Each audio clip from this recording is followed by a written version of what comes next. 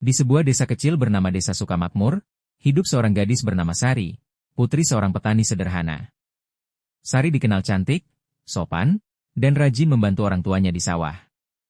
Banyak pemuda desa yang mencoba mendekatinya, tetapi Sari selalu menolak dengan lembut. Warga sering bergosip, sayang sekali kalau Sari tidak segera menikah, nanti keburu tua. Namun Sari hanya tersenyum. Ia percaya jodoh akan datang pada waktunya. Suatu sore, seorang pria asing bernama Raka datang ke desa itu. Penampilannya sederhana, baju lusuh, sepatu sudah bolong. Ia tampak seperti orang perantau miskin yang kelelahan. Raka kemudian bekerja sebagai buruh tani harian di desa. Ia membantu warga memanen padi, memperbaiki pagar kebun, hingga mengangkut hasil panen ke pasar. Walau terlihat miskin, sikapnya ramah, rendah hati, dan selalu ringan tangan.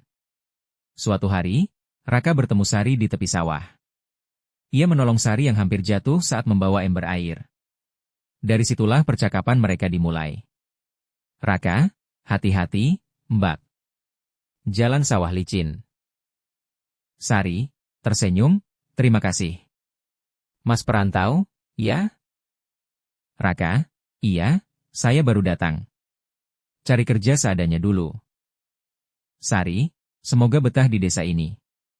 Orang sini baik-baik kok. Sejak hari itu, mereka sering bertemu.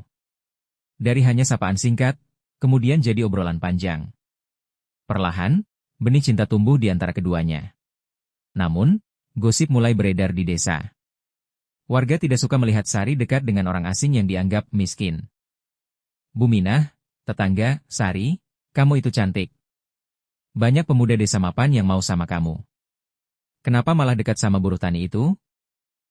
Sari, tersenyum tenang, Bu, bukan harta yang bikin orang bahagia. Hati yang tulus lebih berharga. Ayah Sari pun ikut khawatir. Ayah, Nak, apa kamu yakin dengan pilihanmu? Orang itu jelas bukan siapa-siapa. Bagaimana masa depanmu nanti? Sari, Pak, aku percaya sama dia. Aku merasa hatinya baik. Raka yang mendengar gosip tentang dirinya merasa bimbang. Ia sebenarnya adalah anak dari keluarga kaya raya di kota. Namun ia sengaja menyamar, karena ingin mencari wanita yang benar-benar tulus mencintainya, bukan hartanya. Suatu hari, Raka memberanikan diri datang ke rumah Sari untuk melamarnya. Penampilannya tetap sederhana, baju lusuh dan sandal jepit. Warga pun heboh. Gila! Gadis cantik seperti Sari dilamar orang miskin begituan? Mana bisa dia menghidupi Sari? Ayah Sari menatap tajam ke arah Raka.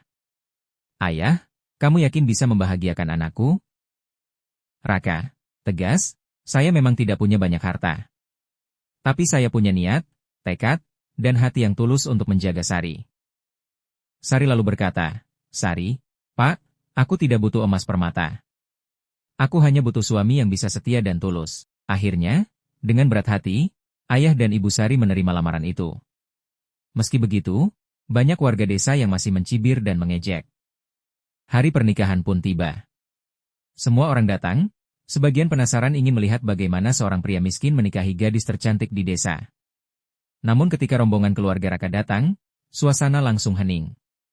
Mereka datang dengan mobil mewah, pakaian elegan, dan penampilan yang sama sekali berbeda. Raka muncul dengan jas hitam rapi. Semua orang terkejut. Warga, astaga! Bukankah itu Raka? Kok bisa jadi seperti ini? Di depan semua tamu, Raka angkat bicara. Raka, maafkan saya yang selama ini menyembunyikan jati diri. Saya memang anak seorang pengusaha dari kota, tapi saya ingin tahu, siapa wanita yang bisa menerima saya apa adanya. Dan Sari telah membuktikan ketulusannya. Dia memilih saya bukan karena harta, tapi karena hati.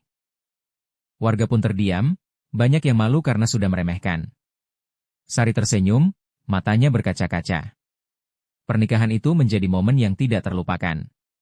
Dan sejak hari itu, kisah Sari dan Raka menjadi pelajaran bagi seluruh desa. Jangan menilai seseorang hanya dari penampilan luarnya.